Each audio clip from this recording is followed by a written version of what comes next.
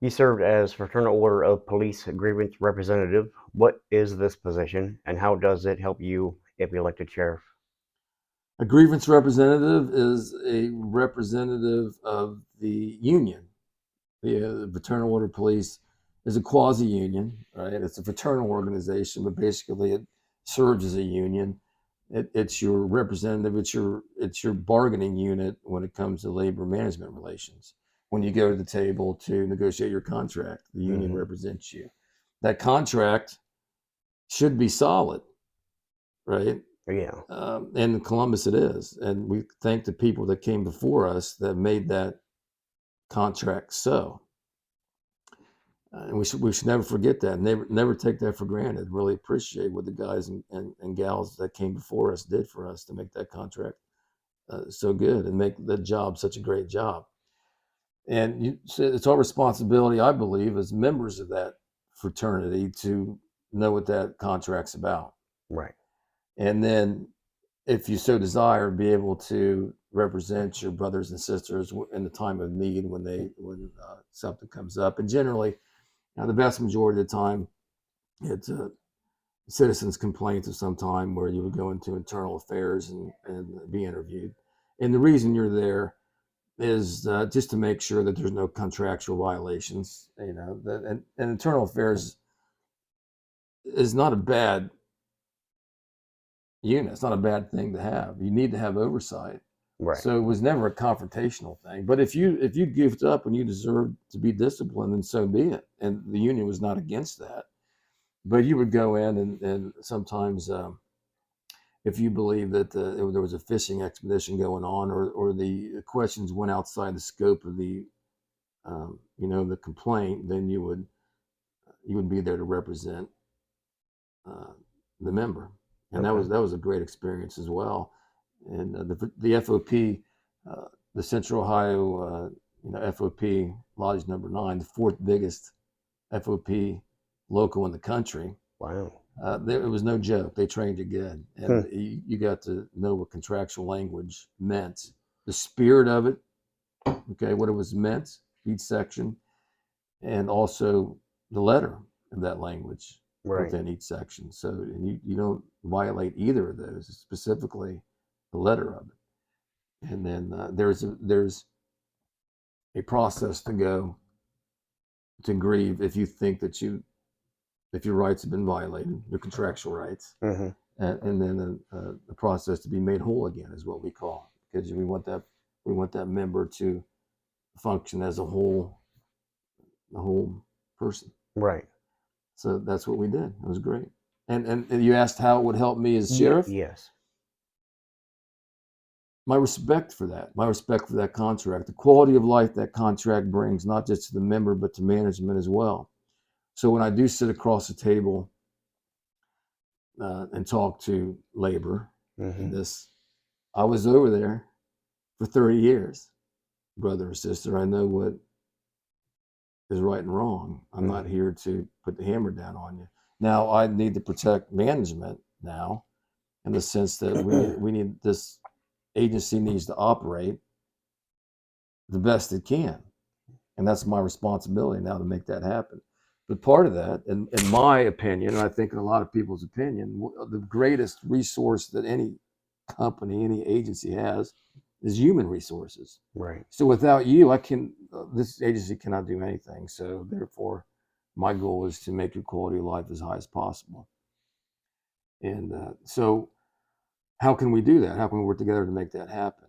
And let's go about it. I'll bring a perfect example with the contract we have now we did at Perry County. On holidays, the people that work holidays get paid triple time. Okay, on holidays. Now that's a great program, and a person that works a holiday deserves to be paid premium pay. Right. There's no doubt about it. But to argue on management's behalf on that's quite a burden put on the budget. Mm-hmm. So therefore, to counteract that, we need to pull back staffing, right? So that we can pay that triple time.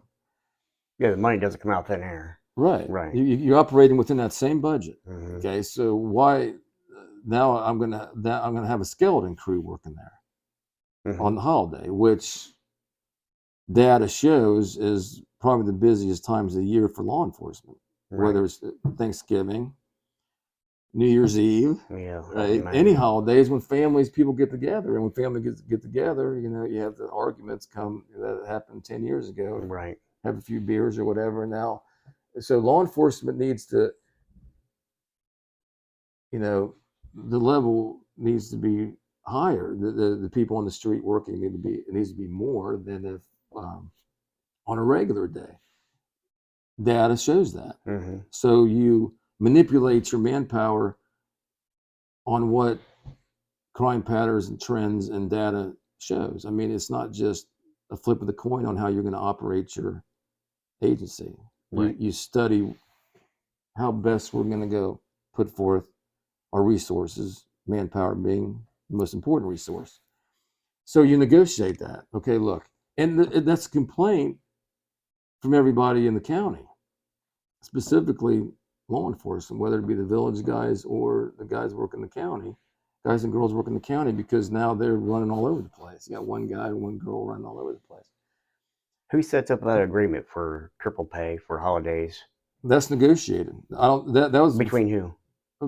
labor management between Okay. the union, the FOP representatives for the county, and the sheriff's office Okay. Commissioners will sit down and negotiate with the sheriff, being that's your management, and they negotiate with labor, your sworn officers are in a group. You have your command staff, you have your fiduciary employees that are separate, that aren't protected by that contract. You have your command staff, lieutenants, and your sergeants and your deputies all grouped into one collective bargaining group, but still separated and negotiated differently, which is another issue. And then you have your dispatchers, which need to be represented and protected as well. Mm-hmm. I mean, without them, I don't. Yeah. Right? A little bit of chaos Oh about my them. gosh, yeah. Yeah. So how they came to that number, I don't know. I mean, it was just like anything else when you negotiate, you sit down and negotiate. There's a give and take. Mm-hmm. So what I'll give you one more vacation day a year if your pay increase is only 2% instead of 3% or whatever, Mm-hmm. or whatever you can do. And the easiest yet hardest thing to negotiate is pay and benefits. Right. Right. So you know that, because that affects the quality of life of everybody. Mm-hmm. That's how, because you're going to go home with that. I'm going to have the best dental for my family. I'm going to have the best medical coverage. I'm going to have good premium pay so that I can provide for my family. But there's other things that go into play on that. Time off, time is money. Right. What kind of take-home cars, what kind of equipment are we guaranteed? What kind of uniforms are going to be provided for us? What is our grievance procedures going to be?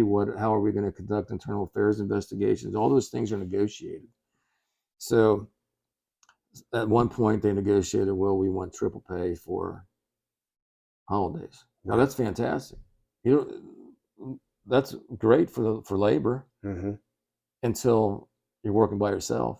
So how can we fix that? I mean, to me, that's an easy fix, because we both go to the table. We both want something, right? Labor wants more people on the street. Management wants it to be cost effective. Right. So you can fix that. I mean, you can bring that down to make it double time, Mm-hmm. make it time and a half, and I'll give you 2 more guys on the street. I mean, that's how you do it. So I think instead of my way or the highway, it's going to be what's best for the agency. Right. Okay, what's best for you?